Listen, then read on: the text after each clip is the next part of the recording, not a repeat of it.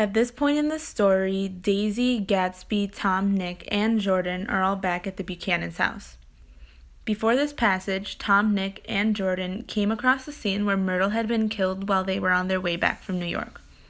This section represents a short period of time that was spent at the Buchanan's house. In the first two sentences of this passage, Fitzgerald utilizes personification. When Fitzgerald says the Buchanan's house floated suddenly towards us through the dark, he uses floated because as they drove closer to the house, it's almost like it was slowly gravitating towards them. In the next sentence, it says Tom stopped beside the porch and looked up at the second floor where two windows bloomed with light among the vines. Fitzgerald uses bloomed to represent how dark the house was so that the light from the two windows made it look like the house was blooming like a flower. Next, Fitzgerald uses a dash to represent a pause in Tom's speech.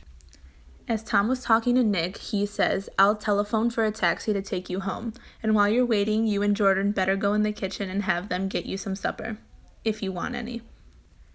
Fitzgerald decided to put a dash right there in order to represent a pause, and the pause indicates that Tom realized that Nick and Jordan probably didn't want to join them after that afternoon, and so he paused and added, "if you want any," to give Nick and Jordan an out if they wanted to leave.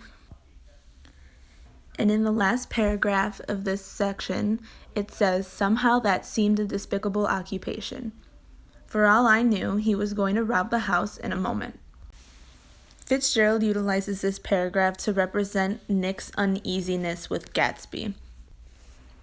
That last paragraph can also be used as a type of foreshadowing in order to foreshadow what would happen at the end of chapter 7.